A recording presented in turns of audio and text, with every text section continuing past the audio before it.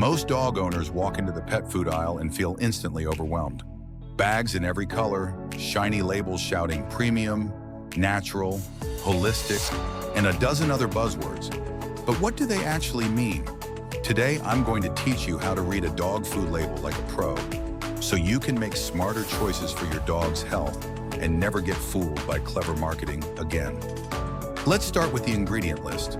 By law, ingredients must be listed in order of weight, from heaviest to lightest. That means the very first ingredient is the most abundant. Sounds simple, right? But here's the trick.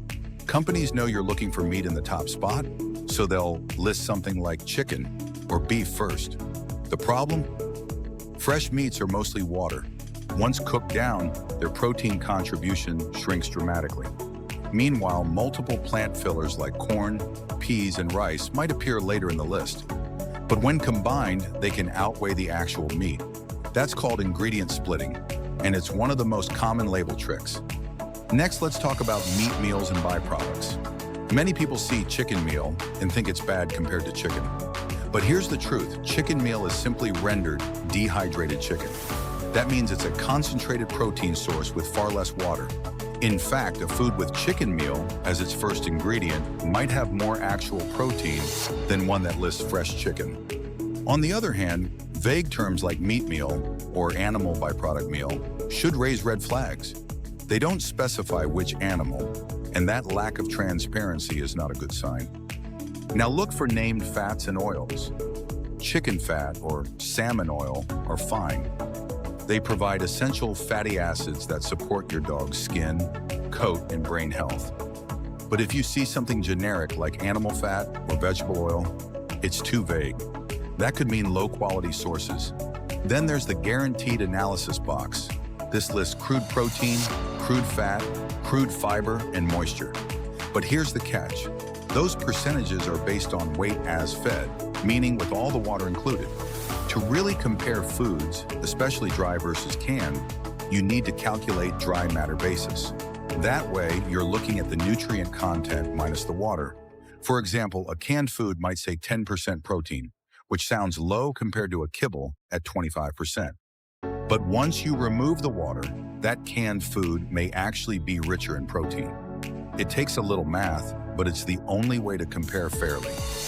Moving on to the ARFCO statement, this is one of the most important parts of the label. It tells you whether the food is complete and balanced for your dog's life stage. Look for language like, this food is formulated to meet the nutritional levels established by the AAFCO dog food nutrient profiles for maintenance of adult dogs. If it just says intended for intermittent or supplemental feeding only, that means it's not balanced and shouldn't be your dog's main diet. You should also check for feeding guidelines. These charts give you a starting point for how much to feed, usually based on weight. But remember, they're just guidelines. Every dog is different. Age, activity level, metabolism, and health all affect how much your dog really needs. Use the chart as a baseline, then adjust based on your dog's body condition. And don't get distracted by marketing words. Premium, holistic, natural, none of these are legally defined. They're just designed to make you feel good.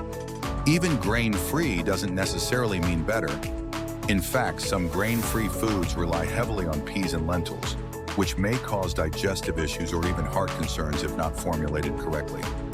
What really matters is the nutritional balance and quality of ingredients, not the buzzwords on the front. One more thing to watch for is additives and preservatives.